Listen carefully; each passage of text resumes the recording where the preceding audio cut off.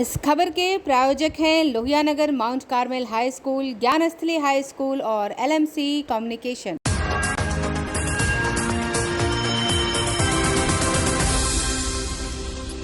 दर्शकों नमस्कार, आप देख रहे हैं आखिर न्यूज 24 और आपके साथ मैं हूं अक्षता। रात 8 बजे के समाचार में आप सभी का स्वागत है। आइए देखते हैं रात 8 बजे तक के कुछ मुख्य समाचार। सबसे पहले हेडलाइंस। संजय जायसवाल ने एक बार फिर से नीतीश कुमार के प्रशासन पर खड़ा किया सवाल।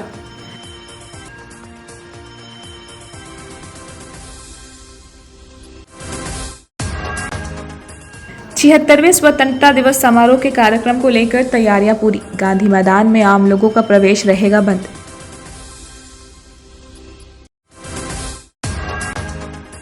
पूर्व मंत्री सम्राट चौधरी ने विधानसभा अध्यक्ष के इस्तीफे पर कहा कि संवैधानिक पद में उनकी इच्छा है कब इस्तीफा दें।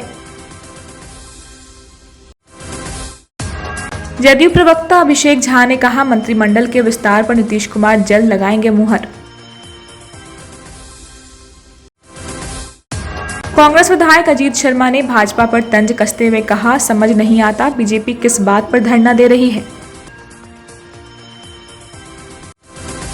अब समाचार विस्तार से।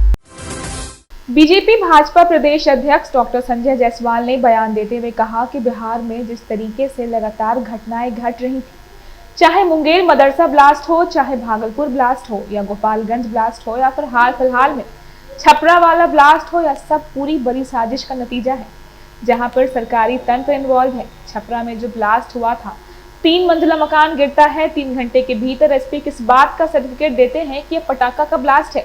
अगर पटाखा बनाने वाला कारीगर वहां था तो घर में पक्का कारखाना क्यों रखा था। बिहार में लगातार जिस प्रकार की घटनाएं घट रही थी, चाहे वह मुंगेर का मदरसा ब्लास्ट हो, चाहे भागलपुर का ब्लास्ट हो, चाहे गोपालगंज का ब्लास्ट हो, चाहे वह अभी हाल फिलहाल में छपरा का ब्लास्ट हो, यह एक पूरी बड़ी साजिश का नतीजा है जहां पर कहीं ना कहीं सरकारी तंत्र इन्वॉल्व है। अभी अगर छपरा की बात करें, 20 दिन पहले ब्लास्ट होता है, 3 मंजिला मकान गिरती है, कहा और 3 घंटे के भीतर एसपी साहब इस बात का सर्टिफिकेट दे देते हैं कि यह पटाखा का ब्लास्ट है। यह कौन हिंदुस्तान में फॉरेंसिक लैब है जो 2.5 घंटे के भीतर पटाखा का दे देती है। और अगर वह पटाखा बनाने वाला कारीगर था तो मैं बचपन से हजारों घर घूम चुका हूँ, मैंने एक घर में नहीं देखा कि घर के भीतर नीचे पक्के का तहखाना हो। यह कौन सा पटाखा का कारीगर है जो अपने घर में पक्के का तहखाना रखा था। एक साजिश के तहत इन सब बातों को छुपाने का प्रयास हो रहा है। 76वें स्वतंत्रता दिवस समारोह के कार्यक्रम को लेकर तैयारियां पूरी कर ली गई हैं। वहीं आज फाइनल परेड रिहर्सल भी किया गया। जिलाधिकारी डॉक्टर चंद्रशेखर सिंह, एसपी पटना मानवजीत सिंह ढिल्लों मौजूद रहे। जिलाधिकारी ने बताया कि आम लोगों का प्रवेश गांधी मैदान में वर्जित रहेगा। कोविड-19 प्रोटोकॉल का पालन करते हुए लोग घर बैठे ऑनलाइन वेबकास्टिंग के जरिए स्वतंत्रता दिवस समारोह कार्यक्रम देखेंगे। वहीं सुरक्षा के पुख्ता इंतजाम किए गए हैं। आपको बता दें कि परेड में कुल 14 टुकड़ियां शामिल होंगी। CRPF, ITBP, CISF, SSB, STF, BMP, विशेष बटालियन, बिहार पुलिस महिला, नृरक्षा वाहिनी शहरी, बिहार मध्य निषेध, स्वान दस्ता, अग्निशमन।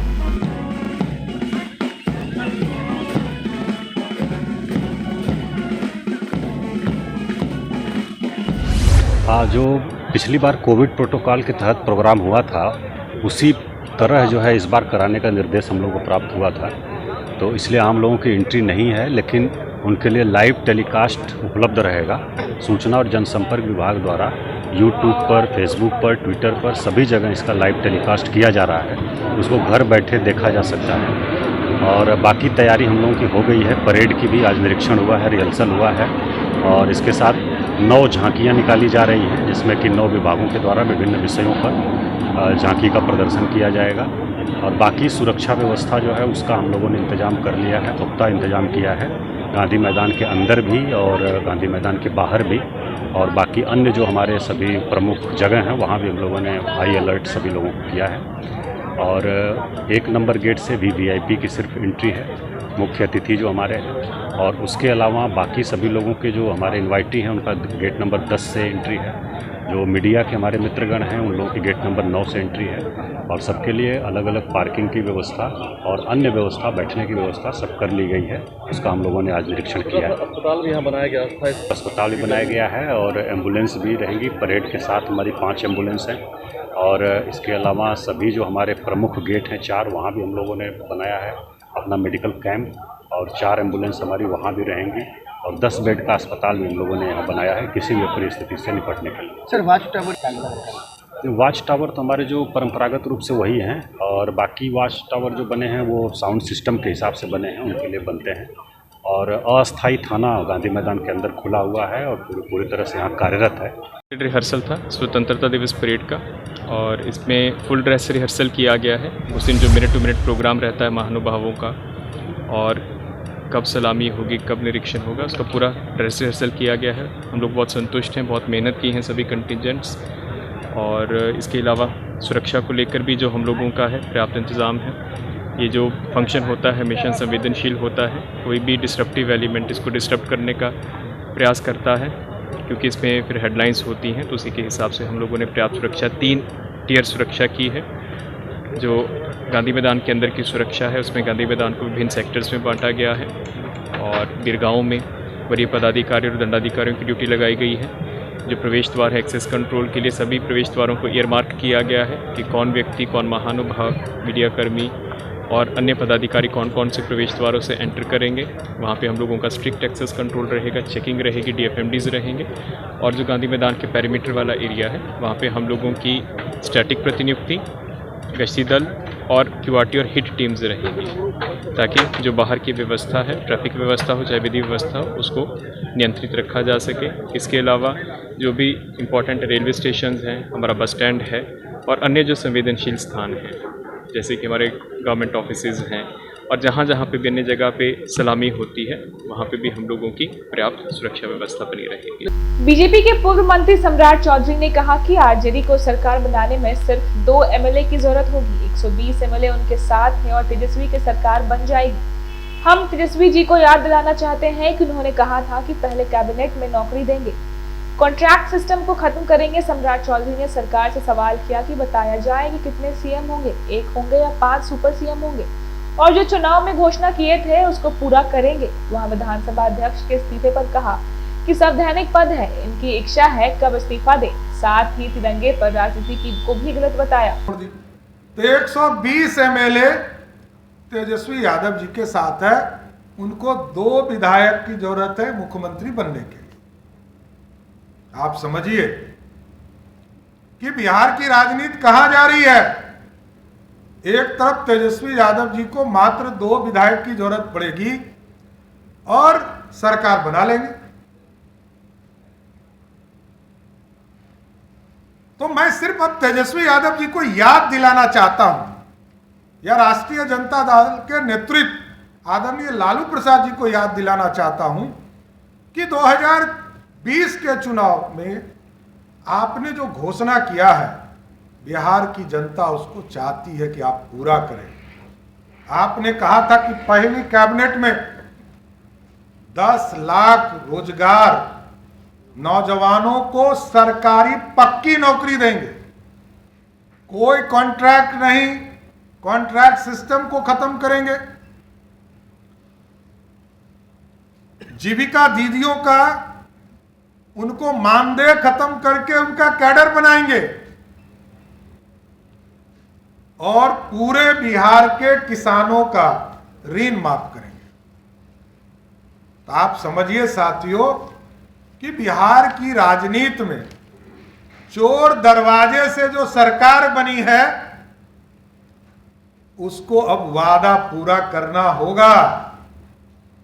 2024 में जो प्रधानमंत्री का सपना देख रहे हैं वो सपना तो पूरा नहीं होगा, और इसलिए मैं कहता हूं कि देश की राजनीति में आज जितने भी छत्रब हैं, ममता बनर्जी अलग अपनी राह चल रही हैं, केजरीवाल अपने राह चल रहे हैं, और सबने कहा, कांग्रेस ने भी कल कह दिया कि हमारे उम्मीदवार नहीं है, टीएमसी ने भी कह दिया।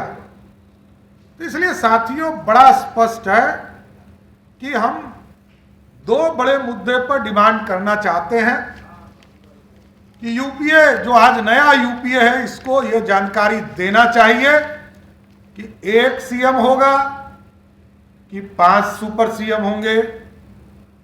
जो आपके 2020 के घोषणा थे, क्या उस घोषणा को आप पूरा करेंगे? क्योंकि हम तो व्यक्तिगत तौर पर मैं मानता हूं कि मुख्यमंत्री तो अब तेजस्वी यादव है। लेते हैं एक छोटा सा break. I am Shalini Singh, principal of Lohianagar Mount Carmel School. Here in our school, we give best education and good environment to our students, where they can learn well. We provide here well-equipped lab, well-equipped, well-stocked library. We have here well-trained teacher also. We have a sports playground for cricket, volleyball, football, and also provision for indoor activities. So we have here security system, information and communication technology. So we have all facilities here in our school where students feel comfortable and secure.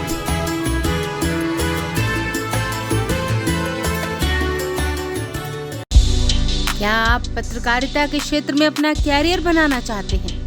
तो आज ही Royal Ashoka Institute of Mass Communication and Journalism में अपनी जगह सुनिश्चित करें। आर्यभट्ट ज्ञान विश्वविद्यालय पटना से मान्यता प्राप्त 100% प्लेसमेंट के साथ royal Ashoka Institute of Mass Communication and journalism नामांकन जारी है। हमारा पता है DS/16 गायत्री मंदिर के समीप, कंकड़ बाग, पटना 8,20,000। आप हमें संपर्क भी कर सकते हैं। हमारा मोबाइल नंबर है 9955456126। ब्रेक के बाद आप सभी का एक बार फिर से स्वागत है। बिहार में नीतीश कुमार 8वीं बार मुख्यमंत्री बने हैं और तेजस्वी यादव दूसरी बार डिप्टी सीएम की शपथ ली। साथ ही महागठबंधन में मंत्रिमंडल के विस्तार को लेकर खींचतानी शुरू हो गई है। वहीं जातीय आधारित मंत्री बनाने की कवायद भी शुरू है। कहा जा रहा है कि बिहार में इस बार मंत्रिमंडल का विस्तार जाति आधारित होगा, क्योंकि बिहार की राजनीति में जाति सबसे बड़ा मायने रखता है। यही कारण है कि 7 दलों के साथ मिलकर नीतीश कुमार सत्ता में है। वहीं मुख्यमंत्री पर दबाव भी बनाया जा रहा है। मंत्रिमंडल के विस्तार को लेकर कांग्रेस की तरफ से वहीं सोनिया गांधी मध्यस्थता कर रही हैं। वहीं जदयू की ओर से अभिषेक झा ने कहा कि हर दल के एक नेतृत्वकर्ता होते हैं और मुखिया नीतीश कुमार इन सभी चीजों पर जल्द ही मोहर लगा देंगे। वहीं बीजेपी की तरफ से अरविंद सिंह ने कहा कि महागठबंधन की सरकार बिहार में बनी है, लेकिन गठबंधन में जितने भी दल सभी हैं, सभी भ्रष्टाचार से संलिप्त हैं। हर पार्टी में आंतरिक लोकतंत्र होता है, जिसके मुताबिक कोई भी नेता, कार्यकर्ता, सांसद, विधायक अपनी बातों को, अपनी मांग को पार्टी फोरम में रख सकते हैं। कांग्रेस पार्टी में भी ऐसा देखने को मिला है। एक विधायक महोदय ने चिट्ठी लिखकर खुद को मंत्री बनाए जाने की मांग की है। वैसे तो यह कांग्रेस पार्टी का आंतरिक मामला है, लेकिन आने वाले समय में गठबंधन के वरिष्ठ नेता बैठकर विचार विमर्श करेंगे मंत्रिमंडल विस्तार पर। वैसे तो यह सब कुछ आदरणीय मुख्यमंत्री नीतीश कुमार जी के विशेषाधिकार में आता है कि किस तरह से वो मंत्रिमंडल का विस्तार करेंगे और कैसे मंत्रिपरिषद में लोगों को शामिल करेंगे। जिस दल का जो प्रवृत्ति और संस्कृति है उसको वो छोड़ नहीं सकता है।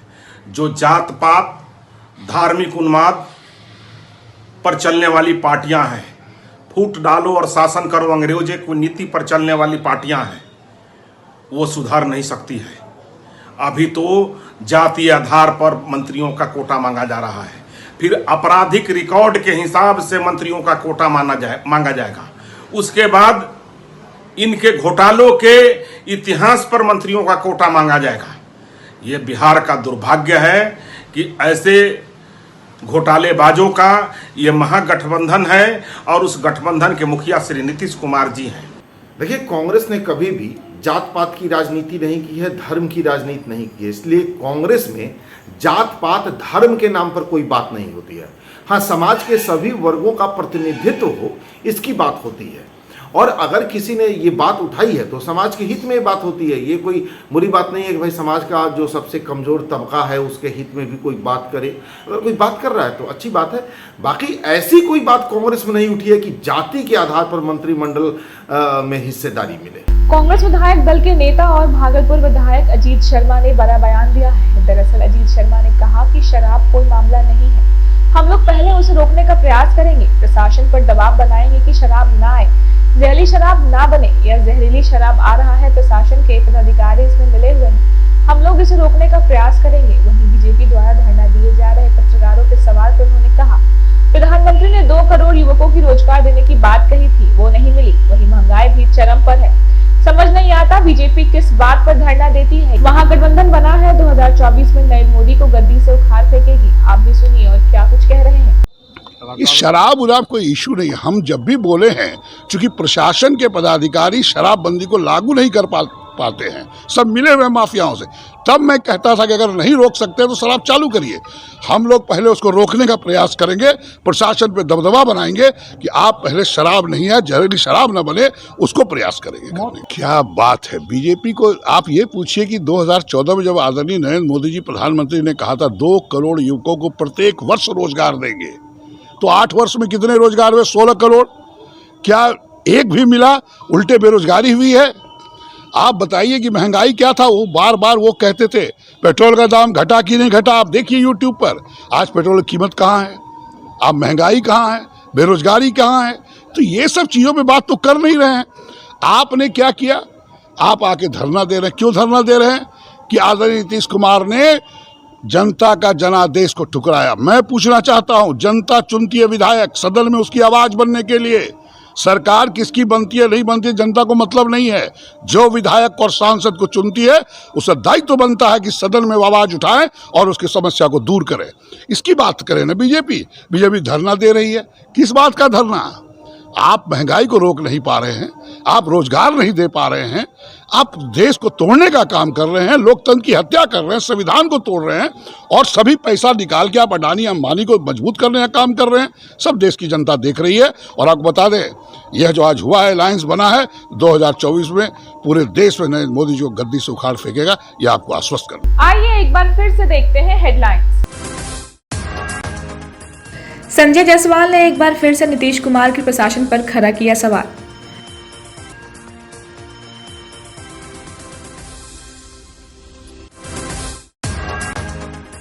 छिहत्तरवें स्वतंत्रता दिवस समारोह के कार्यक्रम को लेकर तैयारियां पूरी। गांधी मैदान में आम लोगों का प्रवेश रहेगा बंद।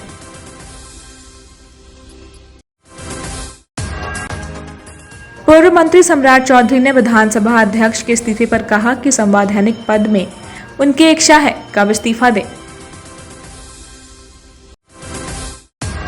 जदयू प्रवक्ता अभिषेक झा ने कहा, मंत्रिमंडल के विस्तार पर नीतीश कुमार जल्द लगाएंगे मुहर। कांग्रेस विधायक अजीत शर्मा ने भाजपा पर तंज कसते हुए कहा, समझ नहीं आता बीजेपी किस बात पर धरना दे रही है। आज के लिए सिर्फ इतना ही। कल फिर मिलेंगे इसी वक्त रात के 8 बजे के समाचार के साथ। अगर आपने अभी तक हमारे चैनल को सब्सक्राइब नहीं किया है तो तमाम और